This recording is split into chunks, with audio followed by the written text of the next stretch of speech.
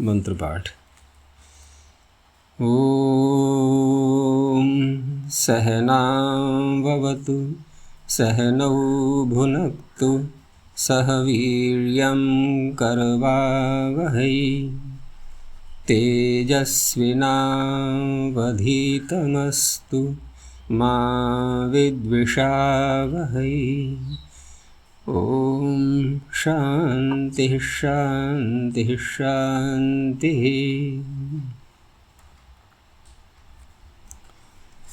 पारिभाषिक की 15वीं कक्षा।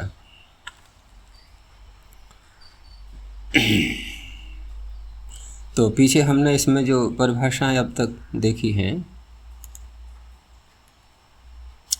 28 परिभाषाएं हो गई हैं। तो आज हम देखेंगे 29वीं परिभाषा। आचार्य पीछे एक वाक्य पर स्पष्टता रुको, अभी पहले इसको मैं ले आऊँ इधर। ये बार बार क्यों हट जाती हैं फाइलें, जबकि होना नहीं चाहिए ऐसा।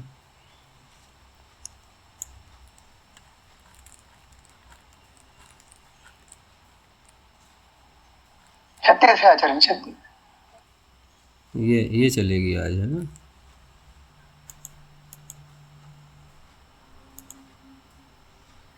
हाँ, पीछे का क्या था आचार्य? पृष्ठ 35 पर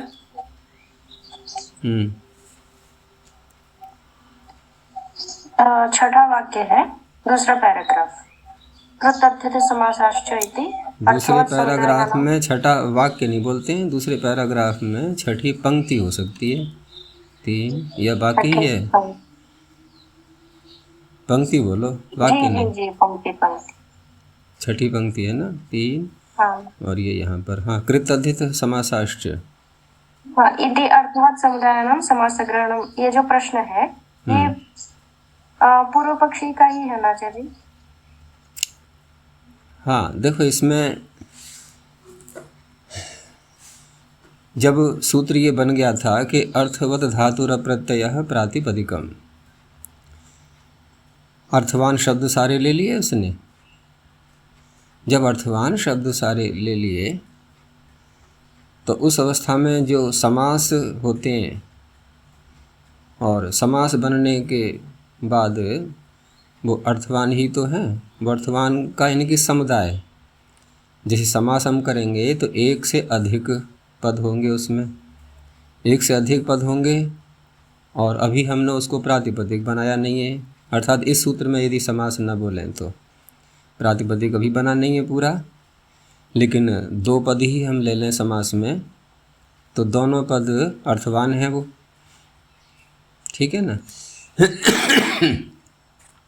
जब दोनों पद अर्थवान हैं और वहाँ अर्थवत धातु और प्रत्यय सूत्र में ऐसा कहा नहीं गया है कि एक ही पद हो, क्योंकि ये तो हम पीछे समझ चुके हैं कि सूत्र में आया हुआ कोई शब्द यदि एक वचन में आ रहा है तो वचन का महत्व नहीं होता है। अर्थवत एक ही वचन तो है, इनके अर्थ वाला, तो अर्थ वाला, अर्थ वाले, कुछ भी अर्थ हो सकता है। तो समास हमने किया, 2 पदों का समास हुआ, दोनों पद कैसे हैं? अर्थ वाले, तो उनकी भी तो प्रातिपदिक संज्ञा हो जाएगी। अब और बढ़ा लो, पूरा वाक्य ले लो, पूरे वाक्य की भी हो जाएगी, वो भी तो अर्थवान है।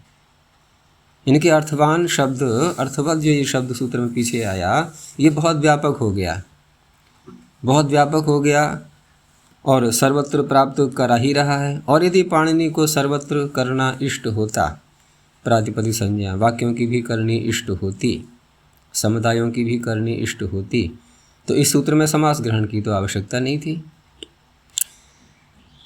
तो अब यहाँ पर वही नियम काम करेगा कि सिद्धे सति आरंभो नियमार्थः।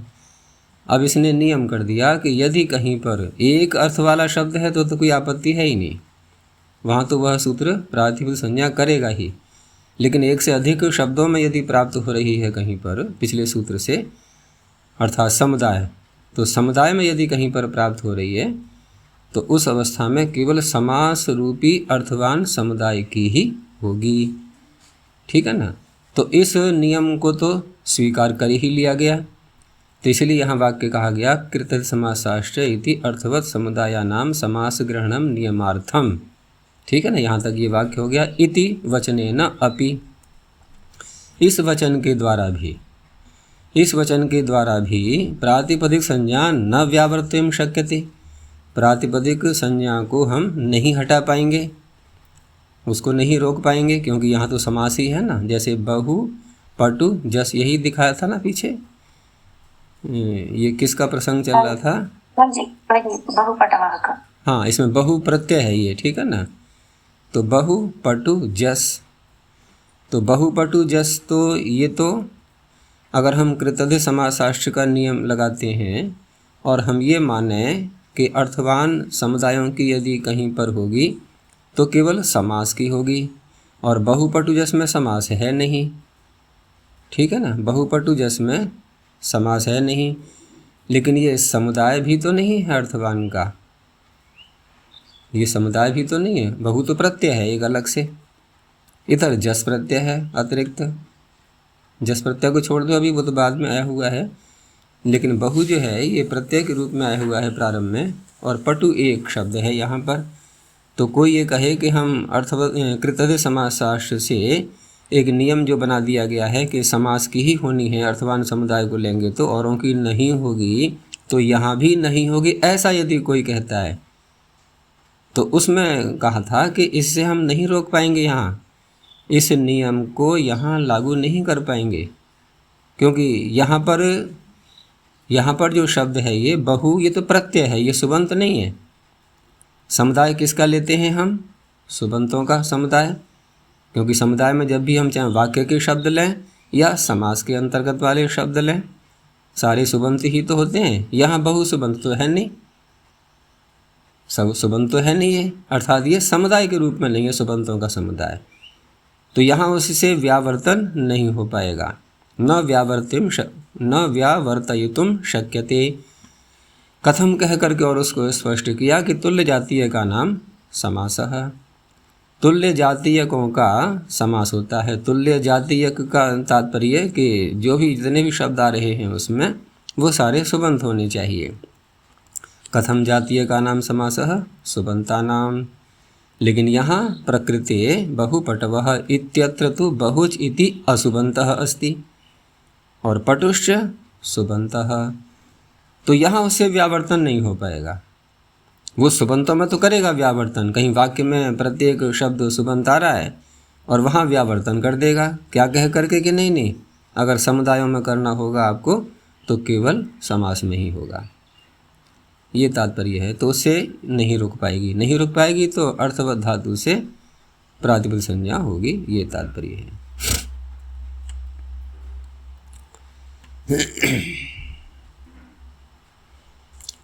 तो आज की परिभाषा हम देखते हैं आगे, जो 29 संख्या पर परिभाषा आ रही है कि कृत ग्रहणे गति कारक पूर्वस्यापि ग्रहणम भवति। ये भी बहुत व्यापक परिभाषा है, बहुत प्रयोग होता है इसका। और ये परिभाषा क्या कह रही है तो पहले उसकी भूमिका बनाते हैं, और पीछे जो मुख्य परिभाषा आई थी प्रत्यय ग्रहणे यस्मात् स प्रत्ययो विहितस् तदादेश तदन्तस्य च ग्रहणम भवति, उसी परिभाषा से संबद्ध आगे की परिभाषाएं चली आ रही हैं, अभी उनका क्रम टूटा नहीं है। तो प्रत्यय ग्रहण परिभाषायाम ही सत्याम, दोष दिखा रहे हैं कि इस परिभाषा के होने पर हो तो गई है वो, अयम अपि दोषः समापद्यते, ये दोष भी आ रहा है। कौन सा आ रहा है? तो हम परिभाषा के अर्थ को तो पकड़ ही लिया है हमने कि जहाँ कहीं भी प्रत्यय ग्रहण किया जाता है विधि करते समय, तो वहाँ प्रत्यय जिस प्रकृति से हुआ है वह प्रकृति और केवल प्रत्यय, ये मैं पूरा एक निष्कर्ष निकाल रहा हूँ परिभाषा का, उन्हीं का ग्रहण होता है। उस प्रकृति और उस प्रत्यय के अतिरिक्त तो और किसी का ग्रहण नहीं होगा, ये उसका अर्थ हो गया। अब यहाँ पर अब तप्ते नकुल स्थितम त एतत्, ये इन्होंने पूरा एक वाक्य दिया, और इसमें जो उदाहरण बन रहा है अब तप्ते नकुल स्थितम, ये एक शब्द है पूरा, ये समास करके। और समास किससे किया है? तो कहा इत्यत्र क्षेपे, क्षेपे जो सूत्र आ रहा है निंदा अर्थ में समास करते हैं। इति सप्तम यंतस्य, ऊपर से आ रहा है ना सप्तमी शौंडैः सिद्ध शुष्क पक्व बंधैश्च ध्वांग क्षीण क्षेपे, ध्वांग क्षीण क्षेपे संज्ञायां तेनाहोरात्रावयवाः तत्र क्षेपे। हाँ, दो बार है क्षेपे, एक तो ध्वांग क्षीण क्षेपे के साथ में वो अलग है क्षेपे, और ये अलग है क्षेपे, और वहाँ पर एक तेन भी आ रहा है, क्तांत प्रत्यय लेना है हमें। तो सप्तम यंत ऊपर से आ गया, तो सप्तम यंतस्य क्तांतेन सह समासे उच्यमानः। सप्तम यंत शब्द कौन सा है यहाँ पर? अवतप्ते, ठीक है ना, इसको लिया गया है यहाँ। और नकुल स्थितम, इसको उक्तांत लिया है। अब प्रश्न उठ जाएगा कि आपने नकुल स्थितम को उक्तांत कैसे मान लिया? प्रत्यय, क्ता प्रत्यय किससे किया गया? स्था धातु से। तो स्थित शब्द तो उक्तांत है, और प्रत्यय ग्रहण परिभाषा यही तो कह रही है कि आपने यदि कहीं पर प्रत्यय ग्रहण किया है, जैसे यहाँ क्ता ग्रहण किया गया, तो आप क्ता प्रत्यय को ले लो और जिस प्रकृति से किया है उसको ले लो, उससे आगे आप नहीं बढ़ सकते। तो स्थित शब्द को ही ले पाएंगे हम, नकुल को तो नहीं ले सकते। और नकुल को यदि नहीं लेंगे तो अब तप्ते जो सप्तम यंत है, ये इसका तो समास नहीं कर पाएंगे हम नकुल स्थित के साथ में। हाँ, नकुल में यदि सप्तमी होती तब तो ठीक था, जबकि नकुल में सप्तमी नहीं है, सप्तमी आ रही है अब तप्त शब्द में जो कि दूर जा रहा है, क्तांत स्थित शब्द से दूर पहुंच गया वो, तो ये दोष आ रहा है। अर्थात यहाँ हमें समास करना है और हो नहीं पा रहा है।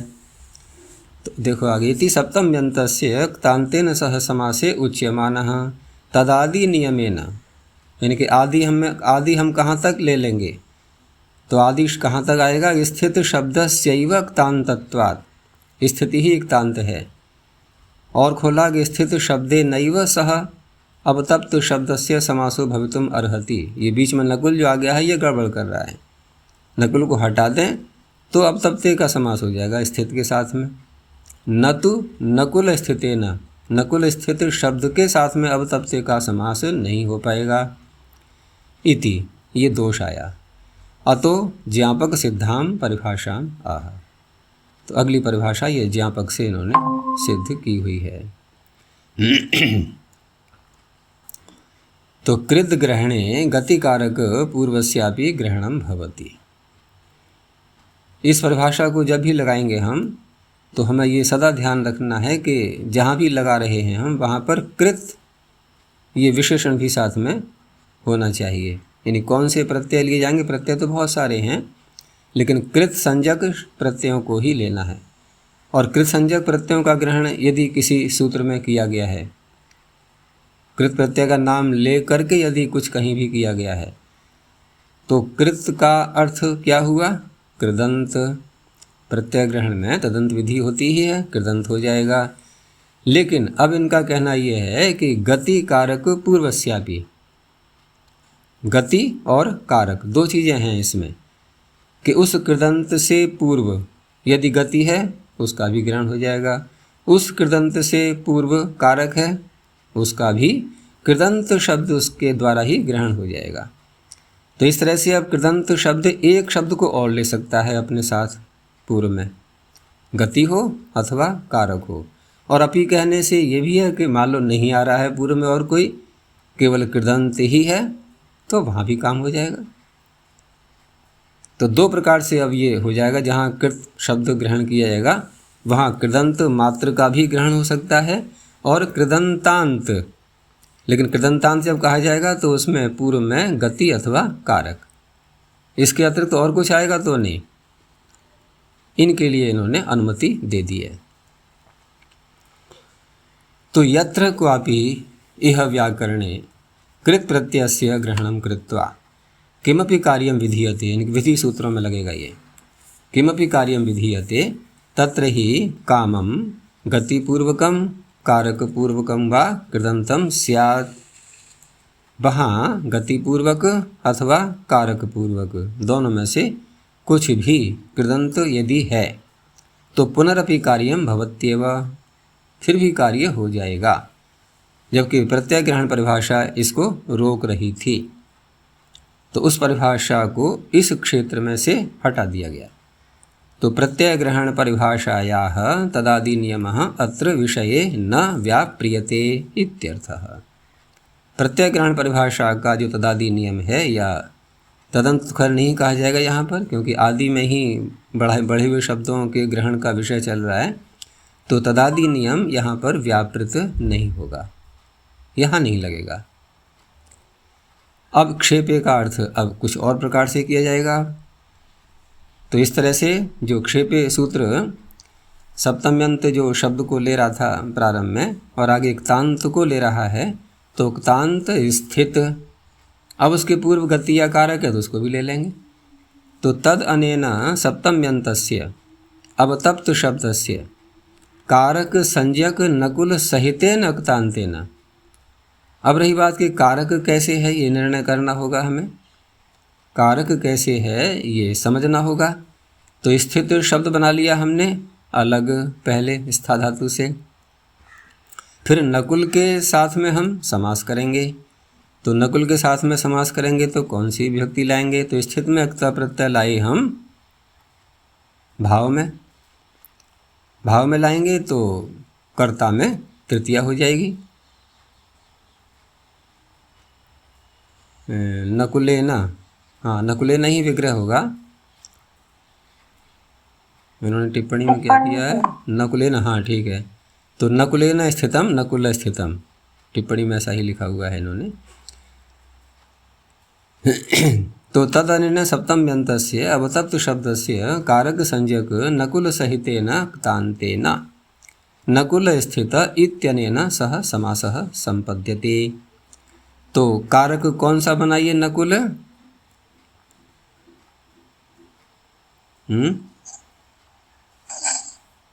कौन सा, कर्ता।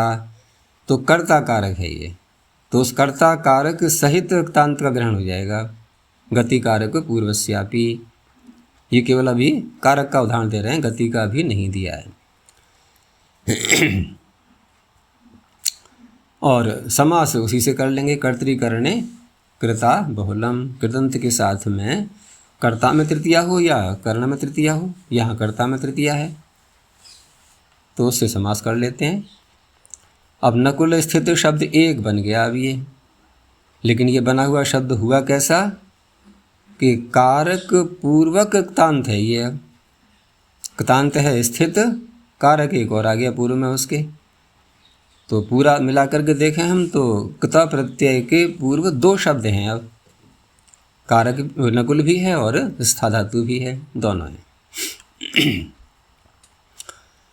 और रही बात कि अब तप्ते जो शब्द में सप्तमी है, उसका लुक जो प्राप्त होता है सुपो धातु से, उसको इससे रोक दिया है। तत्पुरुषे कृति बहुलम इति च अंतर्वर्तिन्या विभक्ते है अलुकी सती, इससे अलुक हो गया है। तो अब तप्ते नकुल स्थितम इति रूपम निष्पन्नम भवति। अर्थ क्या होता है इसका? इसका स्वयं शब्द का अर्थ कैसा है वैसे कि अब तप्ते, अब तप्त कोई भूमि स्थान है, बालू आदि रेत आदि है, और वहाँ नकुल अचानक आ गया या इसको छोड़ दें हम, तो गर्म रेत है, अब तप्त है, तो क्या करेगा वो क्षण भर भी स्थिर नहीं रह पाएगा। हम उससे कहें भाई बैठ सुख चल शांत, हिलना नहीं, वो कहेगा मैं जला जा रहा हूँ कि हिलना नहीं, वो चैन से नहीं बैठ सकता। तो ऐसे ही कोई व्यक्ति किसी कार्य को कर रहा है, एकाग्र होता ही नहीं, चंचलता इतनी बहुत अधिक है, या कोई कार्य किया भी तो ठीक प्रकार से नहीं हो पाया, तो ऐसे स्थलों पर उसको समझाते हैं कि तुम्हारा ये सब जो भी है ये अवतप्ते नकुल स्थित के समान है, कि अवतप्त स्थान में जैसे नकुल नहीं रुक पाता वैसी स्थिति हो रही है। अब यहाँ नहीं रुक पाता, देखो अर्थ कहाँ से निकलेगा, इसमें है कि नहीं शब्द। यहाँ तो ये कहा जा रहा है कि देखो जैसे अवतप्त स्थान में नकुल बिल्कुल शांत हो जाता है, यही तो निकलेगा अगर हम केवल अभिधावृत्ति से अर्थ करने लगें तो। लेकिन कहीं कहीं व्यंजना का सहारा लेना पड़ता है हमें, क्योंकि परीक्षण करके देखेंगे तो वहाँ पर वो टिक ही नहीं पाएगा अवतप्त स्थान में। तो व्यंग्यार्थ निकाला जाता है फिर कि शब्द से अभिव्यक्त होने वाला कौन सा अर्थ है। तो ये तो इसका उदाहरण हो गया कारक का, ठीक है ना। अब देखते हैं गति का। अथ च सांकूटिनम इत्यत्र ही समपूर्वात कूट धातु हो। कूट धातु 2 या 3 स्थानों पर शायद होगी, लेकिन यहाँ पर जो अर्थ लिया जाएगा ये दाह अर्थ, कूट दाहे। ये संभवतः चुरादीगण में दाह अर्थ में है।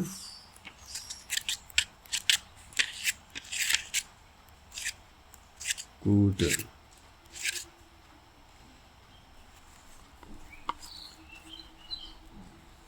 चुरादीगण में ही है 2 बार, दोनों बार चुरादीगण में ही है। कूट परितापे कूट प्रदाने। हाँ, तो वो कूट परितापे दाहे वही बात है, वो दाह भी बोल देते हैं उसको, तो उसी को यहाँ पर लेना है। परितापे परिदाह इत्यन्य दोनों ही अर्थ चलते हैं इसके। और दूसरी जो कूट धातु है ये भी चुरादीगण की ही है। ये 54 पृष्ठ पर आई हुई है। 54 पर है, कितने पे? हाँ, 54 वाली तो यही है, कूट परितापी और परिदा है। दूसरा जो आ रही है ये है 50 पृष्ठ पर, और वहाँ इसका अर्थ दिया हुआ है।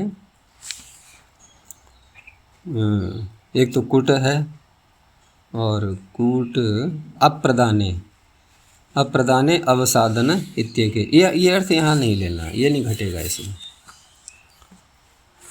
तो सांकूटिनम इत्यत्र ही संपूर्वात कूट धातु हो अभिविधौ भाव इनुण। ये तीसरे अध्याय का जो सूत्र है इसमें अभिविधि में, व्याप्ति में, भाव अर्थ में इनुण प्रत्यय किया है। तो कूट धातु से केवल भाव अर्थ में हमें लेना है, और अभिविधि को व्यक्त करने के लिए सम उपसर्ग लगाया गया है। चारों ओर से जलाना, ठीक है ना, दाह, चारों ओर से जलाना, ये अर्थ लेना है। तो चारों ओर से कोई अभिविधि शब्द ने कहा ही है सूत्र में, और भाव अर्थ लेना है तो इनुण प्रत्यय किया गया। तो समपूर्वक ही तो लेंगे अब सीधा, बिना उसके अभिविधि अर्थ बनेगा नहीं। तो सम कूट और इनुण का इन हो गया समकूटिन, ये बन गया शब्द यहाँ पर पूरा। इसने अपना कार्य पूरा कर दिया, अभी परिभाषा की आवश्यकता नहीं पड़ रही है, इसने अपना कार्य पूरा कर दिया, संकूटिन बना। और अब यहीं पर आदि अच को वृद्धि मत कर लेना, ये हमने कृत प्रत्यय किया है, अभी तद्धित नहीं है ये कि इनुण का णकार देखने लगो और कि हाँ ठीक है आदि अच को वृद्धि कर लेंगे, ऐसे नहीं। अभी बना है शब्द केवल संकूटिन, सांकूटिन नहीं बना है। अब 5वें अध्याय में ये सूत्र हमने पढ़ा था कुछ दिन पहले, तो इति इनुणि विहिते तस्माच्च अणिनुणः, ये तुरंत ही लगता है ये फिर, क्योंकि ये इनुणंत का प्रयोग करने ही नहीं देगा। कारण ये भी है कि स्वार्थ में प्रत्यय कर रहा है, तो इसको कोई शर्त भी नहीं लगानी है, और सीधा इनुणंत से ये अण प्रत्यय करेगा।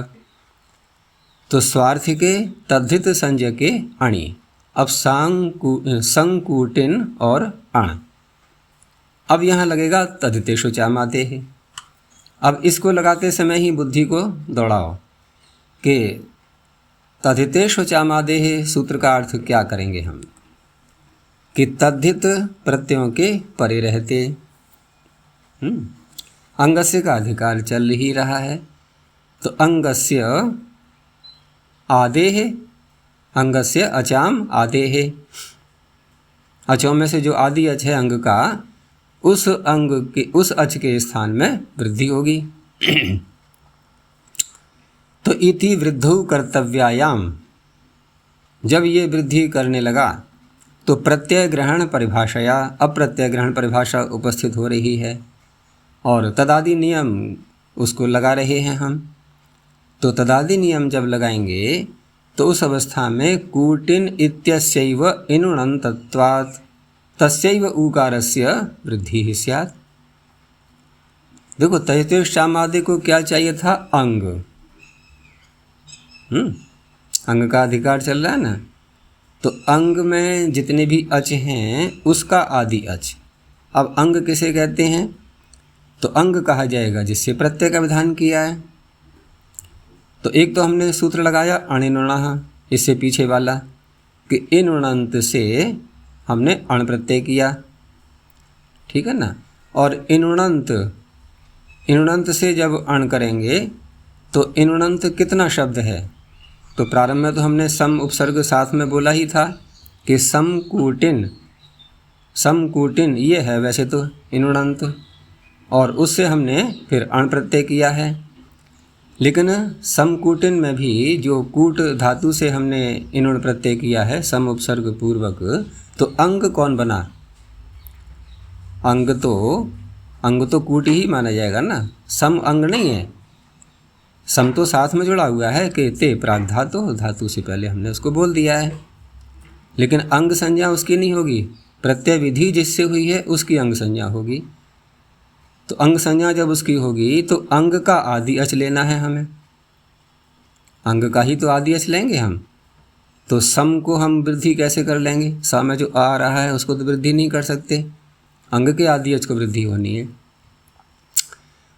क्योंकि तदादि ग्रहण जब परिभाषा लगाएंगे तो यहाँ पर इनुण प्रत्यय कैसा है? कृत। इस परिभाषा को लगाते समय हमें अविधौ भाव इनुण इस सूत्र पर जाना होगा पहले, क्योंकि कृत ग्रहणे है परिभाषा में, कृत ग्रहणे गति कारक पूर्वस्यापि। और अणिनुणः से जो हमने इण किया है ये कृत नहीं है, लेकिन अणिनुणः से अण करते समय इनुणंत तो मांग रहे हैं हम, तो इनुणंत मांग रहे हैं और इनुण क्या है? कृत। तो सूत्र में अणिनुणः सूत्र में इनुण शब्द कृत को कह रहा है ये, और कृत ग्रहणे। अब हम पहले तदादि परिभाषा को लगा लें कि इनुण कह रहा है तो इनुण का अर्थ क्या माना जाएगा? इनुणंत, ठीक है ना। प्रत्यय ग्रहण में तदादि तदंत विधियां जो होती हैं तो तदंत विधि से तो हो गया इनुणंत, और तदादि विधि जब साथ में लेंगे तो जिससे इनुण किया गया है, ठीक है ना, जिससे इनुण किया गया है वो साथ में आ गया। तो कूटिन इतना मिलेगा बस केवल, अब सम नहीं आ सकता इसमें। अब तदादि ग्रहण परिभाषा को लगाने के बाद सम का ग्रहण नहीं कर सकते, सम का ग्रहण नहीं करेंगे तो कूटिन इतना ही बना, उसके आगे अण है। अब अण कितने के आगे है? कूटिन के आगे, सम के आगे नहीं है। तो कूटिन के आगे अण है तो तदिते शुचाम आदेह से अब कूटिन में ही आदि अच को वृद्धि होनी है। लेकिन अब इस परिभाषा को लिया हमने कि आपने अणिनुणः सूत्र में कृत का ग्रहण किया। देखो कृत का नाम लेके नहीं किया, ध्यान रखना, लेकिन इनुण है तो कृत ही, इनुण की कृत संज्ञा है, तो कृत का ग्रहण किया है। तो उस अवस्था में अब इनुणंत से कितना लेंगे हम कि जिससे इनुण किया है उसको तो ले ही लेंगे, लेकिन उससे पूर्व यदि कोई कारक अथवा गति आ रहा है उसको भी ले लेंगे। तो गति यहाँ पर विद्यमान है सम, उसको भी ले लिया। अब उसको भी ले लिया है तो अब अण प्रत्यय कितने से हुआ? अब अण प्रत्यय माना जाएगा संकूटिन से, अब कूटिन से नहीं केवल, और संकूटिन से जब अण माना गया तो अंग कितना हुआ? अब देखो जब हमने इनुण किया था तब तो अंग था कूट, लेकिन जब अण किया है तो अंग हो गया संकूटिन। अब संकूटिन अंग हो गया है तो तदिते शुचाम आदेह से अब संकूटिन के आदि अच को यानी अंग के आदि अच को वृद्धि होगी। तो तुम लोगों ने इस परिभाषा को देखा, पहले से विचार किया था, तो ऐसा ही समझा था या कुछ उलझन आ रही थी? जी, लेकिन अंगस्य को घटाया नहीं, ऐसे अंग नहीं तो फिर कहाँ घटाया वो हमें बताओ, हम अपना थोड़ा सुधार करें फिर, या तुम लोग सुधार करो। कहाँ घटाया था फिर? नहीं, आपने सूक्ष्मता से समझाया है, जैसे अंग के आदि यहाँ अंग बना। हाँ, तो क्योंकि प्रश्न ये, क्योंकि इन्होंने यहाँ पर थोड़ा कम खोला है इसको, इन्होंने जो लिखा है ना स्पष्टता आ नहीं पा रही है इन पंक्तियों से, और अगर हम गहराई से नहीं विचार करेंगे तो उलझ जाएंगे, यहाँ समझ में नहीं आएगा ये क्या कहना चाह रहे हैं। और ये हम परिभाषा को लगाएं तो कौन से बिंदु पर जा कर के लगाएं। तो तो मुख्य बिंदु कौन सा बना इसका कि अणिनुण से हमने जब इनुण शब्द कह करके कृत प्रत्यय का ग्रहण किया तो इनुणंत जब ग्रहण किया जाएगा उस अवस्था में गति पूर्वक इनुणंत का भी ग्रहण कर सकते हैं। तो अण प्रत्यय बनेगा अब संकुटिन, इससे, इस प्रकृति से। ये पूरी एक प्रकृति हो गई अब संकुटिन। तो प्रत्यय ग्रहण, हाँ, तो तदितिश्चामादेः इति वृद्धौ कर्तव्यायाम प्रत्यय ग्रहण परिभाषया तदादि नियमेन। अब तदादि नियम ये कहाँ घटाना चाह रहे हैं ये इस पंक्ति से स्पष्ट नहीं है, लेकिन हम कहाँ घटाएंगे, अणिनुणः सूत्र में जा करके वहाँ तदादि नियम देखेंगे। तो तदादि नियमेन कूटिन इत्यस्यैव इनुणं तत्वात्, किस सूत्र की दृष्टि में, इनुणः की दृष्टि में, इनुणः की दृष्टि में, अणिनुणः की दृष्टि में इनुणंत, ठीक है ना। तो वहाँ पर कूटिन इतना ही हुआ और उसी की फिर अंग संज्ञा होगी और उसकी अंग संज्ञा होगी तो तहितेश्चामादेश से उसी अंग के आदेश को तस्यैव ऊकारस्य वृद्धि स्यात्। तो यहाँ स्पष्टता लानी चाहिए थी, उन्होंने एक आध पंक्ति और बढ़ा देते तो और अधिक स्पष्ट हो जाता। परम अनया परिभाषया, इस परिभाषा के द्वारा गति संज्ञक सम सहितात इनुणंतात अणो विधानात्, यहाँ आके थोड़ा स्पष्ट होगा कि अब जो अण का विधान किया गया है ये इसकी प्रकृति क्या बनी, सम सहित कूटिन शब्द, सम सहित इनुणंत शब्द, इनुणंत है कूटिन और सम सहित हो गया। अब उससे अण का विधान हुआ है तो पूरा अंग बन गया अब संकूटिन। तो समो अकारस्य आदिभूतस्य वृद्धिर्भवति इत्येवम् आदि अनेकम प्रयोजनम अस्ति। ये तो बहुत संकेत मात्र है, बहुत स्थलों पर लगती है परिभाषा ये।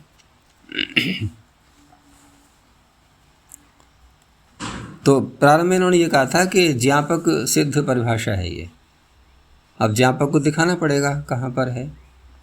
तो ज्ञापकम च अस्याह गतिरनंतरः इति अनंतर ग्रहणम। तो गतिरनंतरः में जो अनंतर शब्द है ये इसका ज्ञापक बनेगा। और ज्ञापक बनाने के लिए हमें क्या करना होता है, पहले उसको निरर्थक करना होता है। पहले निरर्थक सिद्ध करेंगे तब उसकी सार्थकता ज्ञापक के रूप में परिभाषा को जन्म देगी। तो पहले गतिरनंतर का अर्थ समझना होता है। इसका क्या अर्थ है, गतिरनंतर का ये स्वर प्रकरण का सूत्र है कि इसमें ऊपर से तेज, हाँ, कता प्रत्यय, तो कर्म में जहाँ अक्तांत कोई शब्द बनता है तो उसमें अनंतर गति को उदात्त होता है।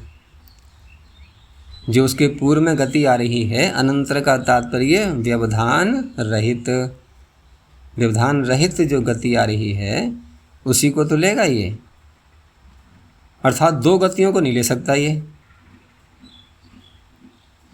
व्यवधान रहित गति जो है, अच्छा एक बात और भी है कि व्यवधान रहित गति का ग्रहण क्या हम परिभाषा से नहीं कर सकते।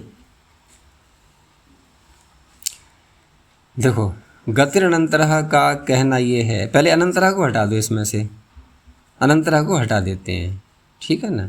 और गति का हमें पता ही है कि पूर्व में होती ही है गति, तो ते प्राग धातु हो, गति तो पूर्व में ही आएगी ना धातु के। तो क्तांत जो भी शब्द है उसके पूर्व गति आ गई। और क्ता प्रत्यय कैसा है, कृत, क्ता प्रत्यय कैसा है, कृत है ये। लेकिन जो प्रत्यय ग्रहण परिभाषा है वो कृत तद्धित आदि कोई नाम थोड़ी ले रही है, वो तो सर्वत्र लगनी ही है जहाँ प्रत्यय ग्रहण किया जाएगा वहाँ पर। तो प्रत्यय ग्रहण परिभाषा से क्ता प्रत्यय जब कहा जाएगा तो किसका ग्रहण करेंगे, क्तांत। तो क्तांत जो धातु और प्रत्यय मिला करके क्तांत शब्द बन गया, उसका हमने ग्रहण कर लिया। अब इस सूत्र को लगाओ गति ही, अनंतरः को हटा दो। तो गति ही सूत्र का अर्थ क्या बन जाएगा कि कर्म में यदि कहीं पर क्तांत शब्द बनाया गया है, क्ता प्रत्यय कर्म में ला करके क्तांत शब्द बनाया गया है, तो उसके साथ में जो गति है, तो गति कहाँ आएगी, पूर्व में ही तो आएगी, उसके साथ में जो गति है उसको उदात्त हो जाता है। हो गया। अच्छा, पूर्व पद प्रकृति स्वर है यहाँ पे। हाँ, पूर्व पद प्रकृति स्वर, ठीक है। तो पूर्व पद यानी कि गति का स्वर रहेगा, सीधा ये कहा जाएगा की जो गति है उसका स्वर रहेगा। कर्म में विहित क्तांत शब्द के पूर्व जो गति है उसका प्रकृति स्वर रहेगा। तो उदाहरण के लिए हमने बनाया प्रकृतः। तो प्रकृतः उदाहरण में कृत क्तांत, कृत में जो क्ता प्रत्यय है ये कर्म में आया और उसके पूर्व जो प्र शब्द है गति उसका स्वर रहेगा। यहाँ तक तो हो गया, कोई बाधा नहीं आ रही है। अब एक शब्द आया समुद्धृतः। तो यहाँ सम, उद और हृतः। तो हृतः में क्ता प्रत्यय कर्म में किया गया, उसके पूर्व गति कौन सी है? उत। तो उत को हम कर लेंगे प्रकृति स्वर गतिरनंतरः से। अब आई बारी कि सम की, क्या सम को कर पाएंगे हम? तो सम को जब करने का प्रयास करेंगे तो प्रत्यय ग्रहण परिभाषा आ जाएगी, प्रत्यय ग्रहण परिभाषा आ जाएगी। तो प्रत्यय ग्रहण परिभाषा के द्वारा क्तांत कितना ग्रहण होगा? उद्धृत या हृत? हृत। उत तो नहीं आएगा ना, और उत नहीं आएगा उसको तो गति स्वर कर ही दिया इसने, गतिरनंतरा ने उससे पूर्व। लेकिन जब हृत ही क्तांत है तो हृत से पूर्व गति केवल, हृत के समीप में जो गति है केवल वो उत ही तो है, सम तो है नहीं। सम तो दूर जाके पड़ गई, वो उसके निकट कहाँ है। और यदि हम कहें कि नहीं उद्धृत क्तांत है तो उद्धृत को आप क्तांत बना नहीं सकते। क्यों नहीं बना सकते? क्योंकि प्रत्यय ग्रहण परिभाषा से तदादि नियम को लगाते हुए केवल हृत इतना ही क्तांत बनेगा, उद्धृत क्तांत नहीं बन सकता। तो फिर अनंतर गति उदात प्रकृति स्वर होता है, ये कहने की आवश्यकता कहाँ रही? फिर सम को तो प्राप्ति ही नहीं हो रहा है ना प्रकृति स्वर। प्रकृति स्वर सम को प्राप्त हो रहा था तब ये अनंतरः शब्द सार्थक होगा, अगर ये माने हम जो। लेकिन हम ये कब मान पाएंगे? जब प्रत्यय ग्रहण परिभाषा को यहाँ न लगाया जाए, तभी तो सम को प्राप्त होगा प्रकृति स्वर। हमें करना है सम को प्रकृति स्वर, मतलब प्राप्त हो रहा है उसको रोकना है। तो प्राप्त कैसे हो रहा है ये समझा दो। प्राप्त कैसे हो रहा है? प्रत्यय ग्रहण परिभाषा उसको प्राप्ति ही नहीं होने दे रही है। प्रत्यय ग्रहण परिभाषा ने एक तांत लिया हृत शब्द, अब उसके पूर्व तो सम है नहीं, उसके पूर्व सम है नहीं, उसके पूर्व तो उत है। तो उत को तो हम कर ही लेंगे प्रकृति स्वर, कोई आपत्ति नहीं है। जब उत को कर लेंगे और सम को प्राप्ति ही नहीं हो रहा है तो अनंतरः कह करके यहाँ क्यों निषेध कर रहे हैं? क्यों ऐसा कहा जा रहा है कि अनंतर गति हो, कोई और आ रही है गति है दूर, उसका ग्रहण नहीं करना है? तो नहीं करना है ये कहना ही क्यों पड़ा जबकि प्रत्यय ग्रहण परिभाषा ही नहीं होने देगी? तो इसलिए अनंतर शब्द हो गया व्यर्थ। अव्यर्थ होकर के ज्ञापन निकला कि कृत ग्रहण में गति पूर्वक का भी ग्रहण हो जाता है। तो कृदंत शब्द कितना था? हृत।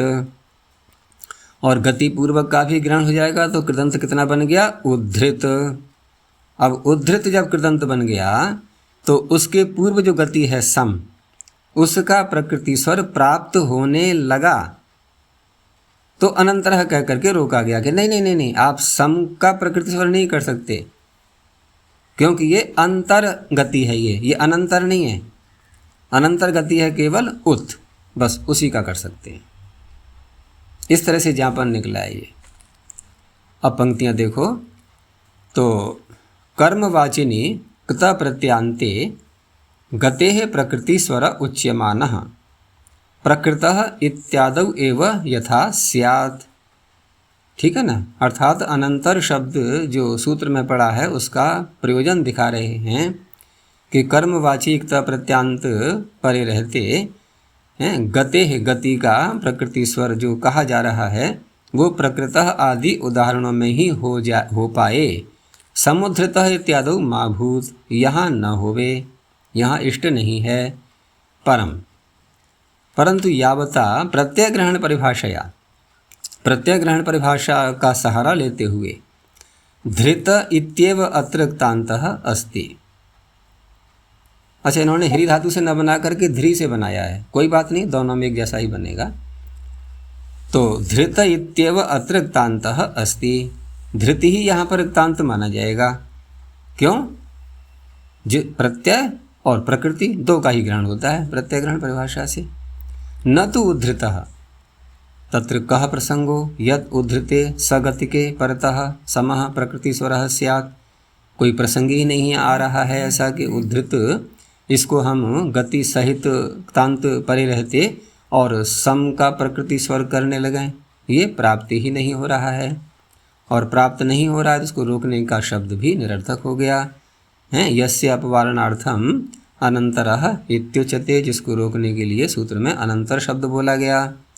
तस्मान् नार्थो अनंतरः इति वचनेन, इसलिए अनंतर शब्द कहने की आवश्यकता ही नहीं है। और कृतम च सद ज्ञापयति कहा है तो अब ज्ञापन निकलेगा, तो उस ज्ञापन के आधार पर ये परिभाषा निकली। लेकिन यहाँ एक प्रश्न ये उठ जाएगा कि आपने ज्ञापन निकाला गति का ग्रहण करने के लिए, ये ज्ञापन जो बनेगा ये गति पूर्वक कृदंत का ग्रहण कराएगा, न कि कारक पूर्वक। तो कारक में तो फिर ये हमें वाचनिक की परिभाषा के रूप में ही स्वीकार करना होगा। तो हम ये कह सकते हैं कि यह परिभाषा आधी ज्ञापक सिद्ध है और आधी वाचनिकी है, दोनों बातें इसमें घटेंगी। तो कृतं च सद ज्ञापयति कृतग्रहणे गति पूर्वस्यापि ग्रहणं भवति, कारक पूर्वस्यापि नहीं कह पाए ये। तथा ही उद्धृतः शब्दे परतः अपि, अब उद्धृत शब्द कैसा हो गया? गति पूर्वक क्तांत हुआ अब ये, ठीक है ना, गति पूर्वक क्तांत। और उसके पर रहते अब जो पूर्व गति है उसकी जो प्राप्ति हो रही थी उसको गतिरनंतरा में अनंतर शब्द ने रोक दिया। तो धृतः शब्दे परतः अपि समः प्रकृति स्वरः प्रसज्येत, प्राप्त हो रहा था प्रत्यय से, इस परिभाषा से, गतिकारक पूर्वस्यापि इस परिभाषा से। और न च इष्यते, इष्ट है नहीं, तो इष्ट नहीं है तो एवं ही अनंतर ग्रहणम सार्थकताम आवहति, अब ये सार्थकता को प्राप्त करेगा। आगे कहा कि परिभाषाया गत्यंशे एव च इदम लिंगम, और ये ज्ञापक रूपी लिंग ये केवल गति रूपी अंश में ही घटेगा। कारकांशे तु वाचनिकी एव इति विवेकः, कारकांश में तो वाचनिकी परिभाषा ही मानी जाएगी। और अपि जो कहा है परिभाषा में, तो अपि ग्रहणात् प्रत्यय ग्रहण परिभाषया तदादि ही अर्थात केवलः कृदंतोपि समुच्चीयते, क्योंकि अगर ये अपि हटा दें तो फिर यही नियम निकलेगा कि जहाँ कहीं भी कृत ग्रहण किया है तो वहाँ गति और कारक पूर्वक का ही ग्रहण होगा, फिर ये हो जाएगा, अकेले का नहीं हो पाएगा फिर। तो केवलः कृदंतोपि समुच्चीयते, उसका भी ग्रहण हो जाएगा।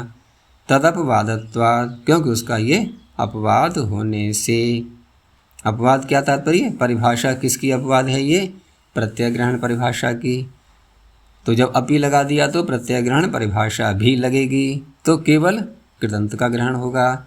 और ये परिभाषा लगेगी तो कारकांत और गत्यंत कृदंत का भी ग्रहण हो जाएगा।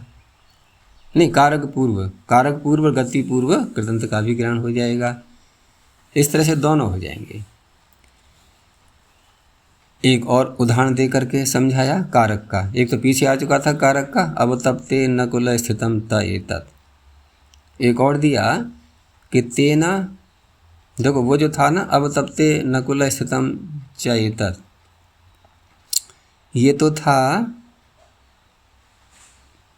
कर्ता में तृतीया का उदाहरण। कर्ता में तृतीया थी ना, कर्तरीकरण कर्ता बहुलम, यहाँ पर करण में तृतीया का दे दिया इन्होंने। तो नख भिन्न, एक तो ये शब्द है नख भिन्न और नख निर्भिन्न, यद्यपि है ये उसी का उदाहरण गति पूर्वक का ही, लेकिन नख जो शब्द प्रारंभ में आ रहा है ये करण में तृतीया है यहाँ। तो नख भिन्न तो हो गया ये, यानी कि भिन्न शब्द कता प्रत्यांत लिया हमने। और निर्भिन्न में गति पूर्वक कृतांत का उदाहरण बनाइए। तो नख शब्द के साथ में समास करना है हमें। तो नख भिन्नः नख निर्भिन्नः इति उभयत्रापि कर्तृकरणे कृता बहुलम इति समासः। अब यहाँ घटाओ परिभाषा को, इसको कृत ग्रहणे गति कारक पूर्वस्यापि ग्रहणम भवति। यहाँ कैसे घटाएंगे इसको? कहाँ है कृत का ग्रहण यहाँ?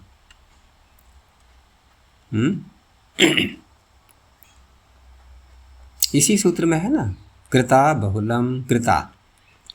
तो कृता क्या है? कृत प्रत्यय।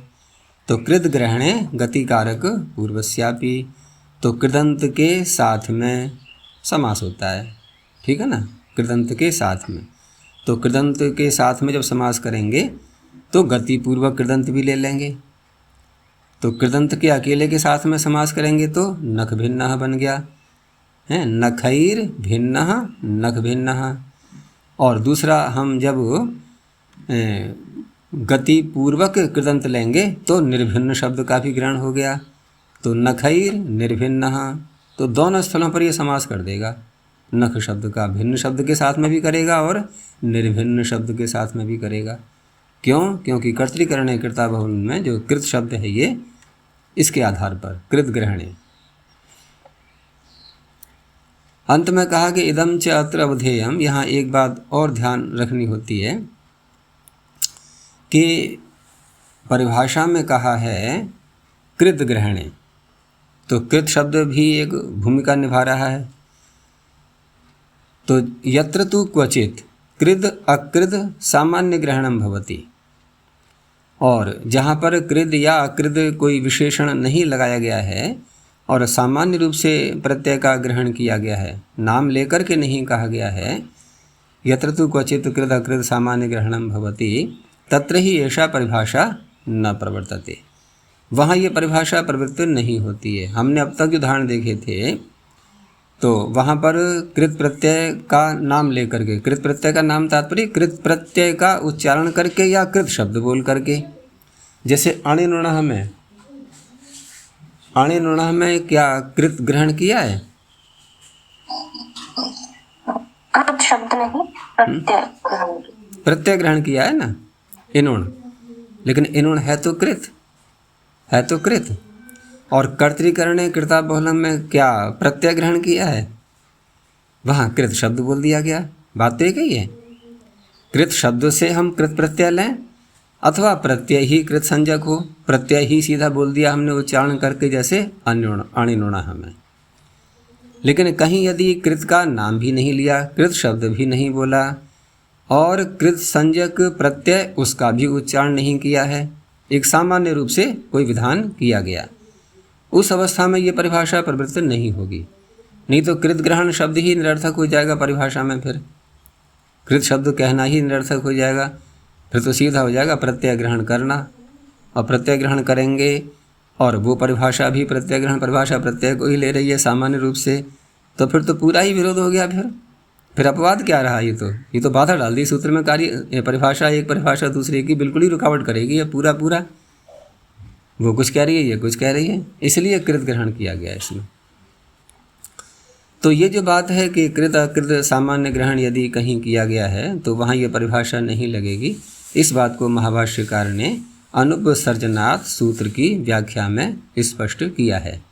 इसको हम जब महाभाष्य पढ़ेंगे तो और विस्तार से वहाँ देखेंगे। तो स्पष्टम च एतद् अनुपसर्जनात् इति सूत्र भाष्ये। और एक अन्य स्थल भी बताया कि अथ च कृत तद्धित समासाश्च। अब कृत तद्धित समासाश्च में अकेला कृत नहीं है, यहाँ पर तद्धित का भी ग्रहण किया है साथ में सूत्र में। और इनका कहना क्या है कि जहाँ केवल कृत का ही ग्रहण हो, चाहे प्रत्यय का नाम लेकर के हो या कृत शब्द का उच्चारण करके हो। लेकिन यहाँ पर कृत शब्द का उच्चारण तो है, लेकिन उसका साथ ही एक तद्धित और बैठा हुआ है, तो एक ही सूत्र दो प्रकार के प्रत्ययों को ले रहा है। तो उस अवस्था में अब कृदंत की प्रातिपदिक संज्ञा कर रहा है ये, तो क्या कृदंतांत यानी कृदंत से पूर्व गति और कारक आएगा तो उसकी भी करेगा ये प्रातिपदिक संज्ञा? नहीं, उसकी ऐसे नहीं करेगा ये। तो अथ च कृतधित समासाश्च इत्यत्र अपि इयं परिभाषा न व्याप्रियते, यहाँ भी ये व्यापृत अर्थात लगना वो नहीं होता है इस सूत्र में भी। इतर्था ही, नहीं तो अगर यहाँ भी लगने लगे तो एक दोष दिखा रहे हैं कि इतर्था ही मूलके न उपदंशम भुंक्ते इत्यत्र वाक्ये अपि। अब ये वाक्य ही तो है, मूलके न ये अलग शब्द है तृतीयांत, उपदंशम ये अलग बनाया गया है, और भुंक्ते ये क्रियापद हो गया। तो इस पूरे वाक्य में कृदंत शब्द कितना है? उपदंश, यही तो है। कृदंत शब्द उपदंश में यहाँ जो प्रत्यय करने के बाद और प्रादि समास करके, समास जब कर लिया हमने प्रादि समास, तो कृतधित समासाष्ट सूत्र से उपदंश की प्रातिपदिक संज्ञा हुई। तो अब इस पर सूत्र को लगाओ कृतधित समासाष्ट कि जब ये प्रातिपदिक संज्ञा करने लगा उपदंश शब्द की, तो उपदंश शब्द में क्योंकि उपसर्ग पूर्वक हमने दंश धातु से प्रत्यय किया है, तो उपसर्ग साथ में है ही उसके, तो उपदंश में यहाँ पर हमने प्रातिपदिक संज्ञा कर ली इसकी। लेकिन यहाँ पर हम कृत समासाष्ट में यदि ये भी साथ में जोड़ दें परिभाषा का नियम कि जहाँ पर कृत का ग्रहण हो रहा हो वहाँ पर गति और कारक इनका भी ग्रहण कर लेंगे साथ में, पूर्व में यदि हैं तो देखो मूल के न ये पूर्व में करण कारक है कि नहीं है? ये करण कारक साथ में है, तो फिर उपदंश के साथ में कारक पूर्वक यानी कि मूलकेन को भी हमने ग्रहण कर लिया। अब मूलकेन उपदंशम पूरे का नाम प्रातिपदिक रखेगा ये फिर, और पूरे का नाम प्रातिपदिक रखेगा तो टा प्रत्यय को तो जाना पड़ेगा फिर, क्योंकि प्रातिपदिक के अंतर्गत तो अलाउ है ही नहीं सुपों का रहना, तो वो भी चला जाएगा। तो इतर्था ही मूलकेन उपदंशम भुंक्ते इत्यत्र वाक्ये अपि कारक पूर्वस्य कृदन्तस्य प्रातिपदिक संज्ञायां शुभ लुक प्रसज्येत, मूलकेन में शुभ का लुक प्राप्त होगा। और इस विषय को भी महाभाष्यकार ने स्पष्टम एतत् पुंयोगादाख्यायाम इत्यत्र भाष्ये, ये सब बातें वहाँ मिलेंगी पुंयोगादाख्यायाम सूत्र पर। तो ये परिभाषा पूरी हुई। अब आगे देखते हैं। तो आगे यहाँ पर परिभाषा जो आ रही है कि पदांगाधिकारे तस्य, इसको दो तरह से बोल देते हैं, कभी कभी दो बार भी च मिलता है पाठ में, क्योंकि मैंने जो कंठस्थ किया है वो दोनों में चकार कंठ किया हुआ है कि पदांगाधिकारे तस्य च तदंतस्य च, इस तरह से। तो कोई बात नहीं, यहाँ एक च मिल रहा है हमें, लेकिन अगर तस्य के आगे भी च मिले तो ऐसा नहीं, उसका भी पाठ मिलता है, वो भी स्वीकार करना है। इस परिभाषा की भूमिका बनाते हैं और ये जुड़ी हुई है ये न विधिस तदंतस्य सूत्र से। तो हम ये कह सकते हैं कि अब तक जो हम जुड़े हुए थे प्रत्यय ग्रहण परिभाषा से और अनेकों परिभाषाएं देखी हमने उससे संबद्ध, तो वो तो विषय अब लगभग पूरा हो गया है। अब ये न विधिस तदंतस्य सूत्र, ये जो परिभाषा है इसको तो स्पष्ट पता ही है सबको क्या अर्थ है इसका, कि जहाँ कहीं भी विशेषण के रूप में कोई शब्द बन जाता है विधि सूत्रों के साथ में, तो वहाँ विशेषण के आगे अंत शब्द और जुड़ जाता है। इसको और सरल भाषा में कहें तो विशेषणांत। अब विशेषण के आगे अंत नहीं जोड़ना है, कहने का तात्पर्य जो विशेषण है उसके आगे अंत और जुड़ जाएगा, ये इसका तात्पर्य है।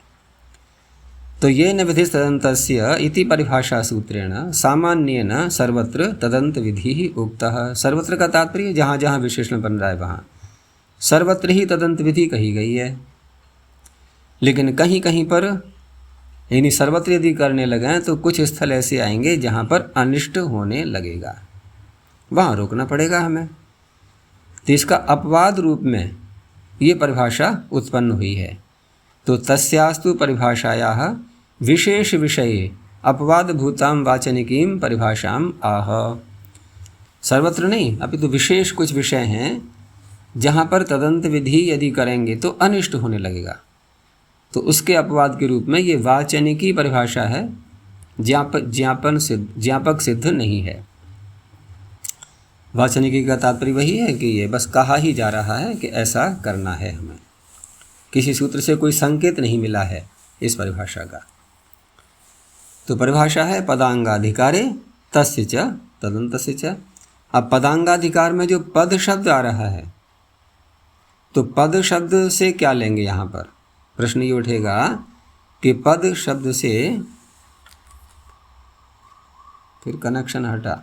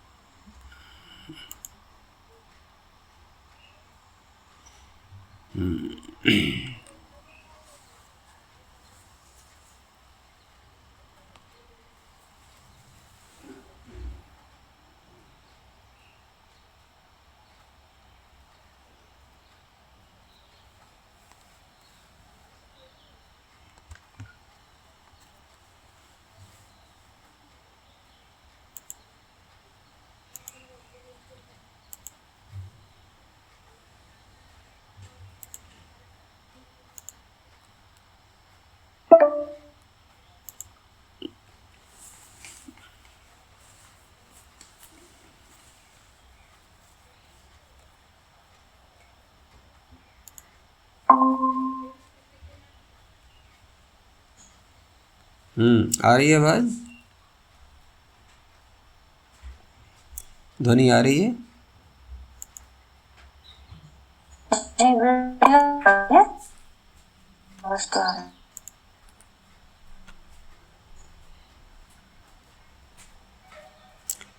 आवाज आ रही है? जी। सारे कनेक्शन धोखा दे रहे हैं आज। अब मोबाइल से जोड़ा है मैंने, तो अभी आ रही है आवाज? जी आ रही है।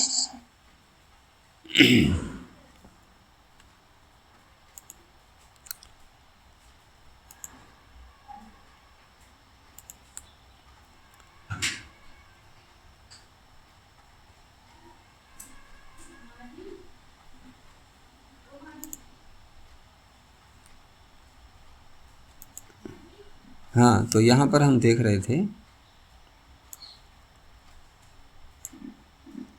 हाँ, तो मैं ये कह रहा था कि ये जो परिभाषा में पद शब्द का ग्रहण किया है, यहाँ पद से हम क्या लेंगे?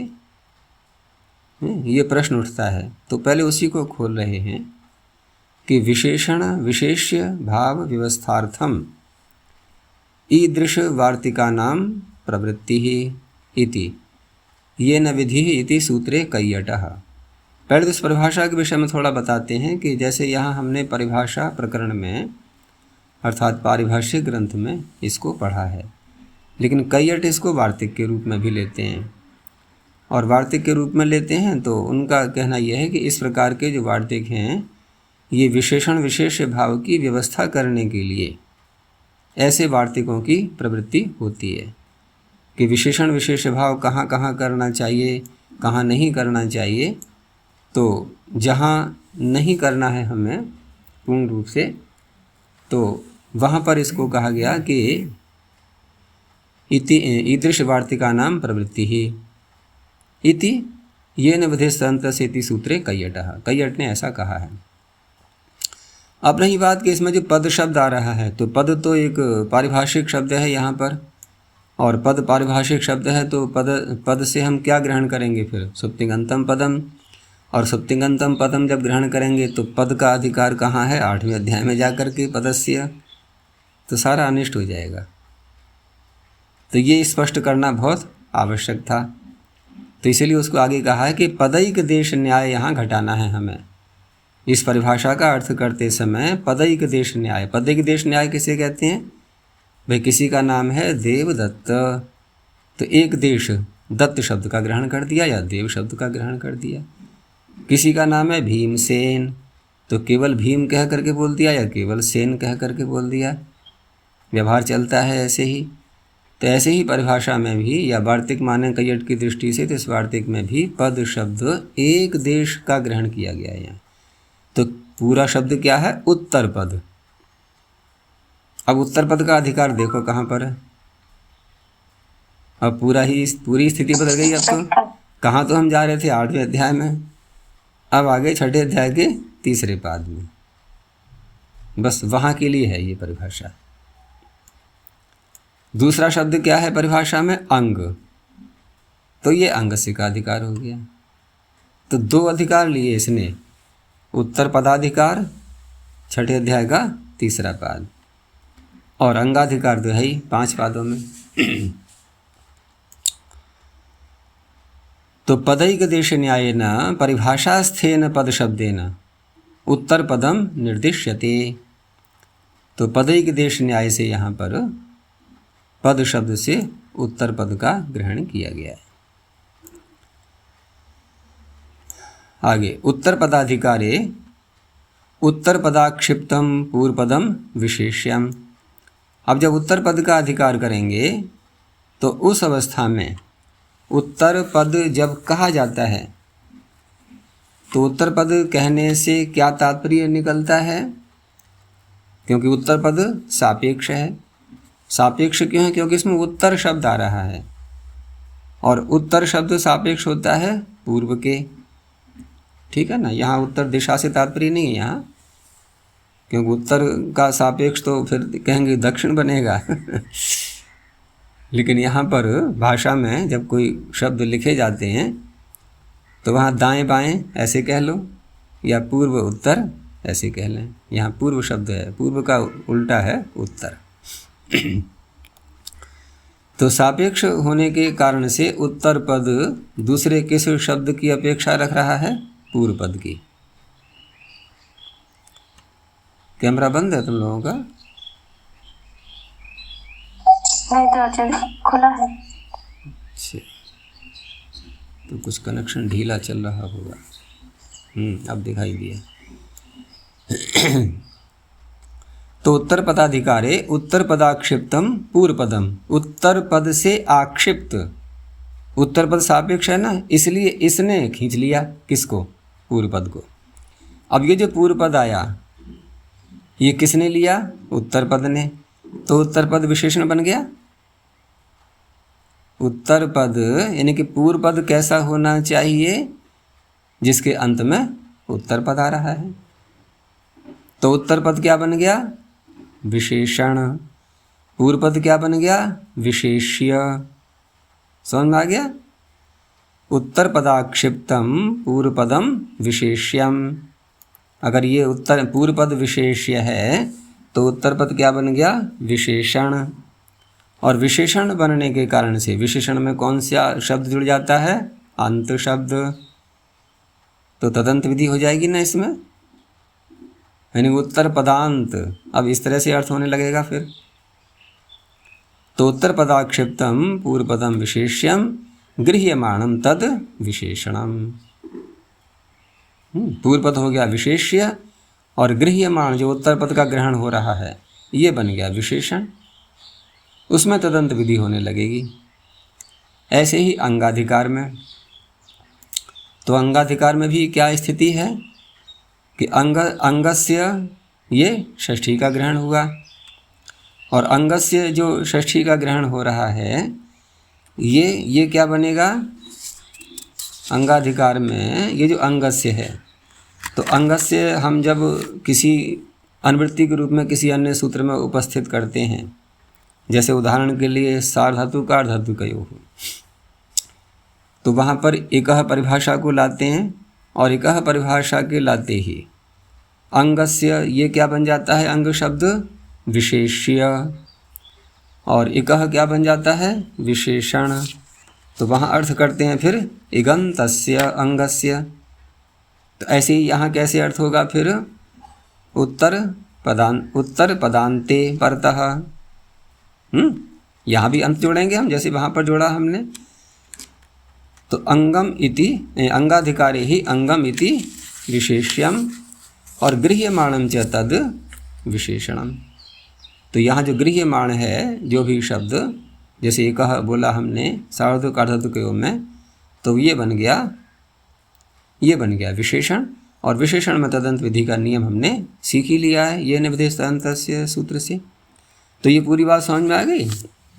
अब देखो आगे कि एवं च कृत्वा, ये तदंत विधि के नियम को स्वीकार करते हुए हैं, एवं च कृत्वा गृह्यमाणस्य पूर्वपदत्वे, जो गृह्यमाण है, उत्तर पदाधिकार की बात कर रहे हैं अभी, जो गृह्यमाण है वो कौन है?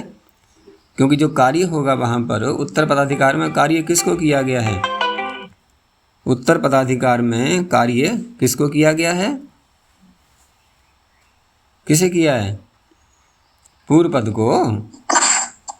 उत्तर पदाधिकार में कार्य होता है पूर्व पद को, क्योंकि उत्तर पदे में सप्तमी है वहाँ पर, अलुग उत्तर पदे, उत्तर पद परे रहते।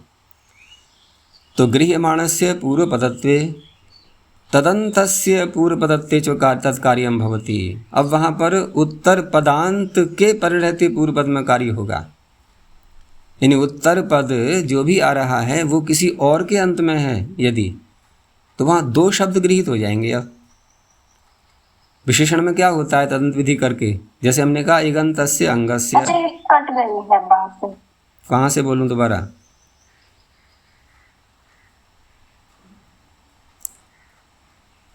देखो दोबारा कनेक्शन जोड़ता हूँ मैं अभी।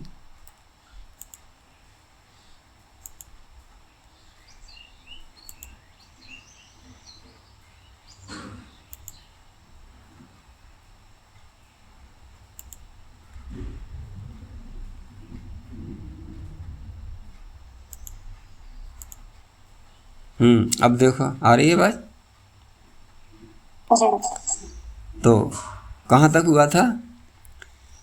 एवं च कृत्वा गृह्यमाणस्य, यहाँ से फिर देखते हैं कि एवं च कृत्वा, इस प्रकार से जो अभी बात बताई थी कि विशेषण में तदंत विधि हो जाती है और उत्तर पदाधिकार में विशेषण हमने किसको स्वीकार किया था? किसको स्वीकार किया था? बोलो। उत्तर पद को। उत्तर पद बना विशेषण, पूर्व पद बना विशेष्य, ठीक है ना। और विशेषण में करनी है हमें तदंत विधि, तो उत्तर पद का अर्थ क्या होगा? अब उत्तर पदांत। तो उत्तर पदांत जब बोलेंगे तो कितना शब्द गृहीत होगा? चलो उदाहरण सहित लेते हैं, ऐसे पकड़ में नहीं आएगा। जैसे शब्द है इष्टक चितम चिन्वित, यानी कि सूत्र लगाएंगे हम, इष्टकेशी का माला नाम चिततूल भारिषु। तो चिततूल भारिषु शब्द पर आ जाओ। तदंत विधि कहाँ करनी है हमें? चिततूल भारी में। तो चित परे रहते, अकेले चित को पकड़ लो पहले। चित परे रहते हमें क्या करना है? इष्टका को ह्रस्व करना है। समझ में आ गया? हमें इष्टका को ह्रस्व करना है, चित शब्द परे रहते, क्योंकि शब्द बनेगा इष्टक चितम चिन्विता।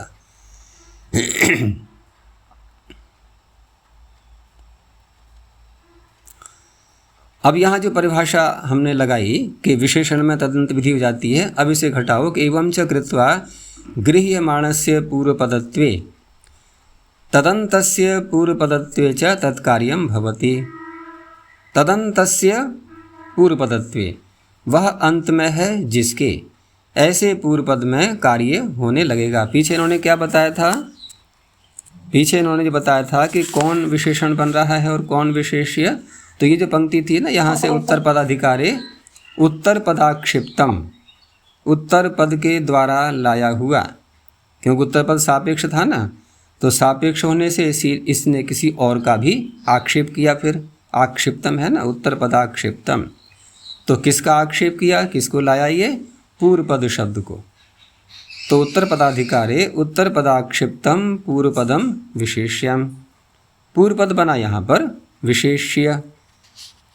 इसमें जो इन्होंने टिप्पणी दी है 2 संख्या पर कि कार्यार्थम तत्त सूत्रेषु निर्दिश्यमानम उच्चार्यमाणम स्वरूपतः अनुवृत्तितो वा, कहीं कहीं अनुवृत्तियाँ भी आती हैं उत्तर पदाधिकार में ऊपर से, तो अनुवृत्ति से कोई आ रहा हो शब्द, अथवा सूत्र में स्वरूप से ही ग्रहण किया गया हो। जैसे कि यहाँ पर इष्टकेशी का सूत्र में तो स्वरूप से ही ग्रहण किया है, पूर्व पद का भी और उत्तर पद का भी, दोनों का स्वरूप से ही ग्रहण किया है। तो वो गृह्यमाण जो है वो उसी को कहा जा रहा है। ये चाहे स्वरूप से किया गया हो या ऊपर से अनुवृत्ति के रूप में आ रहा हो।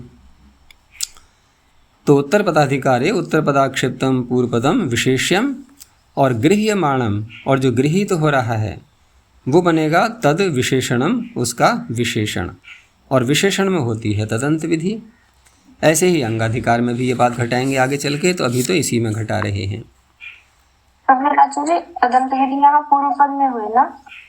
हाँ, पूर्व पद में, पूर्व पद में होगी। जैसे यथा करके इस पंक्ति को देखो पहले, यथा इष्टकेशी का माला नाम चिततूल भारिषु इत्यस्मिन् सूत्रे इष्टक चितम चिन्वित। ये तो इसका वास्तविक उदाहरण बन ही गया है, इष्टक चितम चिन्वित। तो इष्टक चितम चिन्वित में चित शब्द पहले बना ही लेंगे अलग से हम, यानी कि हम कर्म में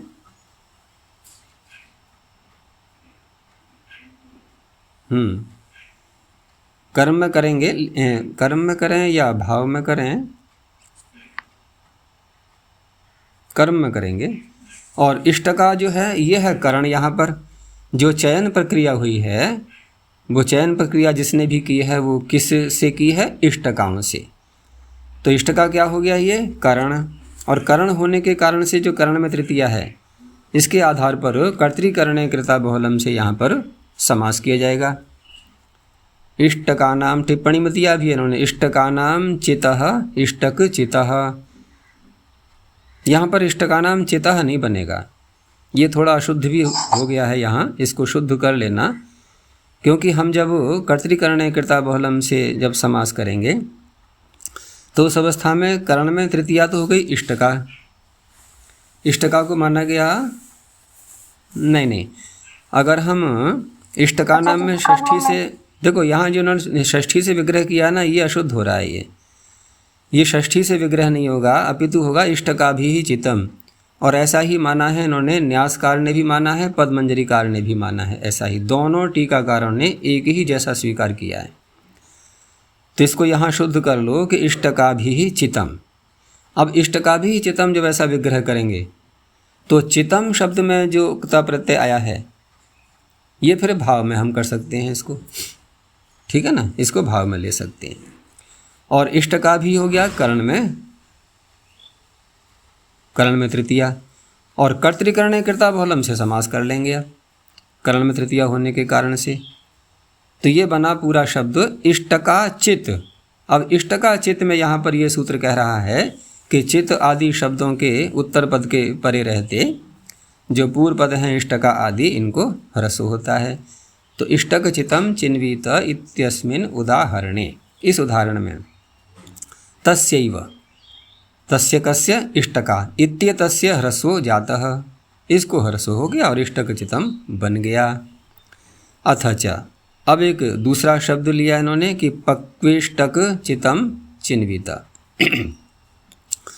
अब पक्वेष्टक चितम चिन्वित में यहाँ पर इष्टका के पूर्व एक पक्व शब्द और जोड़ा गया है विशेषण के रूप में, और ये शब्द बना लेंगे पहले हम समास करने से पहले। ये जो भिन्न समास है ये पहले हो जाएगा कि पक्वाश्च असौ अमी इष्टकाश्च, वही पकी हुई हैं, वही ईंटें हैं।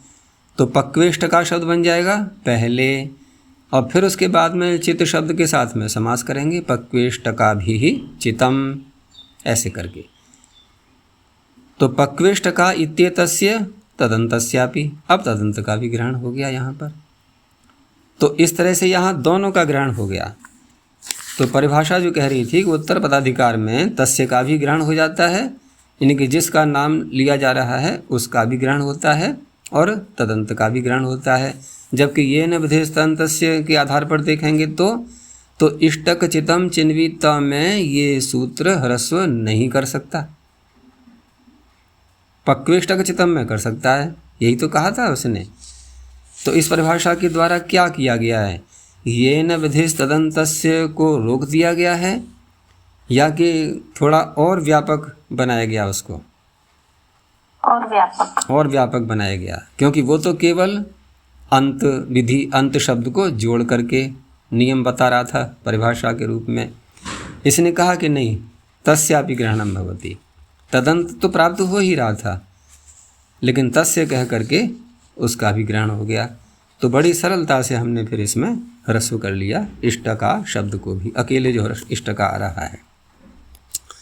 अब ऊपर की पंक्ति देखो कि एवं च कृत्वा गृह्यमाणस्य पूर्वपदत्वे, पूर्व पद का जो यहाँ ग्रहण किया जा रहा है, तो तदंतस्य पूर्वपदत्वे च तत्कार्यम भवति, तदंत में भी कार्य हो जाता है वो, और पूर्व पद होने पर तदंतस्य पूर्वपदत्वे च, तदंत का तत्का तो हो ही जाएगा, लेकिन तदंत पूर्व पद में भी वह कार्य संपन्न हो जाता है। अब ऐसे ही अंगा, अच्छा, जो तत्का नहीं होगा तदंत में हो ही जाएगा, तत्का नहीं होगा, उल्टा होगा। हाँ, तदंतस्य च पूर्व पदत्वे च, ऐसे समझ लो। इसीलिए इस परिभाषा में जो है ना, जो मैंने पाठभेद बताया था कि पदांगाधिकारे तस्य च तदंतस्य च, क्योंकि ऐसे ही मैंने याद की हुई है, ऐसे ही पढ़ा था हम लोगों ने पढ़ते समय, तो वहाँ च का भी पाठ था उसमें। तो तदंतस्य और पूर्वपदत्वे च, दोनों ही स्थितियों में कार्य हो जाएगा। ऐसे ही अंगाधिकार में भी, वहाँ भी हम कह सकते हैं कि तदंतस्य और तदंतस्य अंगत्वे च। तो तथा गृह्यमाणस्य अंगत्वे, जहाँ पर अंग शब्द का ग्रहण होगा, तो गृह्यमाणस्य अंगत्वे तदंतस्य अंगत्वे च तत्कार्यम भवति, वहाँ भी उदाहरण दिखाएंगे आगे अभी। अर्थात स्पष्ट किया कि सूत्रे कार्य विधानार्थम यस्य ग्रहणम कृतम अस्ति, कार्य करने के लिए सूत्र में जिसका ग्रहण किया गया है, तो वो तो आ जाएगा तस्य, और अंत शब्द और जोड़ करके अथ च तद अंते यस्य, तस्य तदंतस्य समुदायस्य उभयस्यापि ग्रहणम भवति इत्यर्थः। और इष्टक में हमने उदाहरण देख ही लिया दोनों मिला करके कि यथा इष्टकेशी का मालानाम चित्तूल भारेषु इत्यस्मिन् सूत्रे इष्टक चितं चिन्वीत इत्यस्मिन् उदाहरणे तस्यैव इष्टका इत्येतस्य ह्रस्वो जातः। तो ये तो उदाहरण हो गया तस्य च, और तदंतस्य का उदाहरण बन जाएगा अथ च पक्वेष्टक चितं चिन्वीत इत्यत्र पक्वेष्टका इत्येतस्य तदंतस्यापि। एवं एवं इसी प्रकार से तूल का दिखा दिया इन्होंने कि इशीक तूलेना, तो इशिका को यहाँ ह्रस्व हो गया, और इशिक तूल में हम षष्ठी समास करेंगे, जैसे वहाँ पर हमने करण में तृतीया ला करके इष्टकाभिहिचितम ऐसे किया था, और यहाँ तो तूल शब्द के साथ में जब समास किया जाएगा तो इशिका का तूल, इशिकायाः तूलम, तो इशिक तूलेना। और फिर मुंज शब्द के साथ में पहले इशिका का समास कर लिया कि मुंजस्य इशिका, मुंजे इशिका, ठीक है ना, और तस्य तूलम, तस्याह तूलम, तो वहाँ मुंजे शीकायाह तूलम, तो मुंजे शीका में भी ह्रस्व हो जाएगा। ऐसे ही भार शब्द के साथ में केवल तस्य लेना है, तो माल भारिणी कन्या, अर्थात माल को भरण करने का जिसका स्वभाव है, स्वभाव अर्थ में इनि प्रत्यय अणिनि प्रत्यय करके मालाम भर्तुम शीलम अस्याह, तो माल भारिणी में तो हो गया तदंत का ग्रहण, तो माल शब्द को यहाँ पर ह्रस्व हो गया। और उत्पल माल भारिणी कन्या, तो यहाँ उत्पल शब्द को पहले और जोड़ दिया माला शब्द के साथ में षष्ठी समास करके उत्पलस्य माला, उत्पल माला, उत्पल मालाम भर्तुम शीलम यस्याह, तो उत्पल माला को भी ह्रस्व हो गया, उत्पल माल भारिणी कन्या इत्यादवपि इशिका माला इत्येतयोः उभयोरपि ह्रस्वत्वं जातम्। अंगाधिकार का एक उदाहरण दिखाया अंत में कि अंगाधिकारे चापि शांत महतः संयोगस्य। अब यहाँ पर महत शब्द पर आ रहे हैं ये कि महत शब्द का ग्रहण किया गया है, तो वैसे अर्थ हम क्या करते हैं, अंगस्य का अधिकार आ ही रहा है, तो अंगस्य का अधिकार आ रहा है यहाँ पर, तो महत शब्द का ग्रहण किया हमने, यानी महत अंग, तो महत अंग में महत क्या बन गया, विशेषण, तो संयोग शांत महतः संयोगस्य इत्यत्र महान इति तस्यैव महत शब्दस्य उपधायाः, ये तो हो गया तस्य का ग्रहण।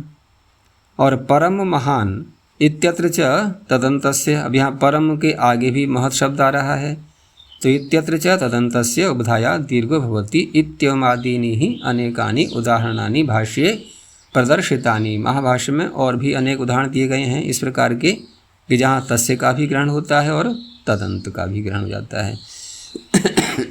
आचार्य सो तो येन विधिस्तदन्तस्य से महत् विशेषण हुआ तो परम महान में ही प्राप्त होना चाहिए। जहाँ एक शब्द का ग्रहण कर देते हैं पूरे का पूरा, ये जैसे शांत महता संयोग से महत शब्द को ले लिया है इन्होंने स्वरूप से। जैसे एक तो शब्द है इसमें शांत, तो शांत में उन्होंने पहले ही अंत शब्द को जोड़ी दिया है कि सकार अंत में है जिसके, ऐसा शब्द। लेकिन अब तदंत विधि में हम फिर शांतांत को भी ले सकते हैं, ठीक है ना।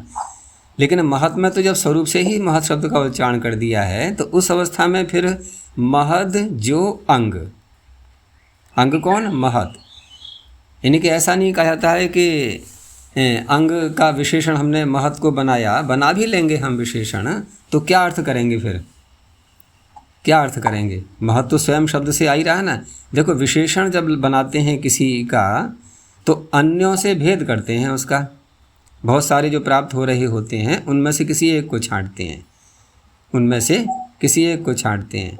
जैसे उदाहरण के लिए हम फिर उसी सूत्र को ले लेते हैं कि सार्वधातु का अर्धातु कयो हो, ऊपर से गुणा की निवृत्ति आ रही है और अंगस्य का अधिकार आ रहा है, तो अंग को गुण होता है, यही तो अर्थ बनेगा केवल, इसके अतिरिक्त कुछ भी नहीं है। अब कि सार्वधातु को अर्धातुक पर रहते अंग को गुण होता है, तो बहुत व्यापक बन गया अब ये अर्थ। जन कितने अंग हैं ऐसे जहाँ गुण की प्राप्ति होने लगेगी। तो इकह परिभाषा ने आकर के उसको सीमित किया कि एक अंग को गुण होता है। अब सीमा देखते जाना कहाँ तक आती चली जा रही है। एक अंग को गुण होता है, अभी हमने अंत नहीं जोड़ा इसने, अब एक अंग को गुण होता है ऐसा यदि कहेंगे तो एक अंग अंत में भी मिलेंगे, मध्य में भी मिलेंगे, आदि में भी मिलेंगे, इसका तो कोई नियम नहीं रहा ना। एक अंग को गुण होता है, या ये भी कह के होंगे एक अंग को गुण होता है, नहीं कहा जाएगा, अंग के एक को गुण होता है ऐसे कहा जाएगा। यानी अंग से बनेगा विशेषण, एक नहीं बनेगा विशेषण, अंग से बन जाएगा। यहाँ विशेषण के अंग के एक को गुण होता है, तो अंग का एक मध्य में भी आ सकता है, आदि में भी आ सकता है, उसको भी गुण प्राप्त होने लगेगा। अब ये परिभाषा काम करेगी आकर के ये निबधिस्तस्य, इसने एक को बनाया विशेषण। तो विशेषण बनाने से वो अंग अधिक हैं कि जहाँ पर अंत में भी एक है, मध्य में भी एक है, आदि में भी एक है, वो अधिक हैं, या कि अंत में जिनके एक है वो अधिक हैं। कम कौन से हैं इनमें, कम कौन से हैं जिनके अंत में एक है। तो अंत शब्द जुड़ करके कम हो गए ना, जो अधिक प्राप्त हो रहे थे। अच्छा, अब हमने कहा कि महत अंग को आकार होता है, तो कितने प्राप्त हो रहे हैं यहाँ पर अधिक प्राप्त ही नहीं हो रहे हैं। जब अधिक प्राप्त नहीं हो रहे हैं तो उसको विशेषण के रूप में नहीं लेते हैं, बस सीधा अर्थ हो जाएगा कि महत अंग को आकार होता है, ठीक है ना, उसकी उपधा को आकार होता है, दीर्घ हो जाता है। दीर्घ का है ना, अनुवृत्ति यहाँ पर आ रही है दीर्घ की, आकार तो हमने बोल दिया इसलिए कि उपधा में वो आकार है, उसको दीर्घ आकार हो गया। लेकिन अब जब हमने इस परिभाषा को लगाया कि पदांगाधिकारे तस्य च तदन्तस्य च, तो तस्य का तो प्राप्त हो ही रहा था, तदंत का प्राप्त नहीं हो रहा था। तदंत का क्यों नहीं प्राप्त हो रहा था, क्योंकि ये जैसे अन्य विशेषण होते हैं जो बहुत अधिक प्राप्ति हो रही हो विशेषण से, हम उसको कम करते हैं, ऐसी स्थिति यहाँ नहीं थी, ऐसी स्थिति यहाँ पर नहीं थी। तो अब तदंत में यहाँ पर महत जिसके अंत में है उसको लेंगे। ऐसा नहीं है कि पहले हम ये निवृत्त अंत से महदंत ले लें और फिर इससे फिर एक और अंत शब्द जोड़ दें कि महदंत अंत में है जिसके, उसको ले लें, ऐसा नहीं। तो परम महान, हाँ, तो अंगाधिकारी चापी शांत महतः संयोगस्य इत्यत्र महान इति तस्यैव महत् शब्दस्य उपधायाः और परम महान इत्यत्र च तदन्तस्य उपधायाः दीर्घो भवति इत्यमादीनि। इस प्रकार के और भी बहुत से उदाहरण भाष्य में दिए हुए हैं। तो दो परिभाषा हमने देख ली हैं, अब इतना ही रखते हैं अभी।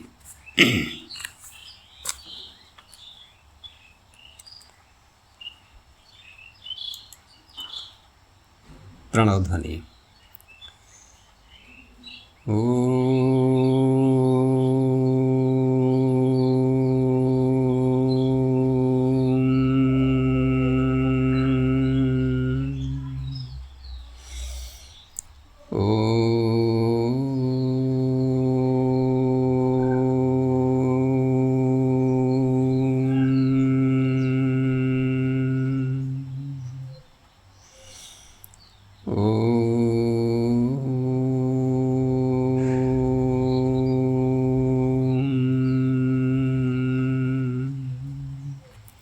शांति शांति शांति।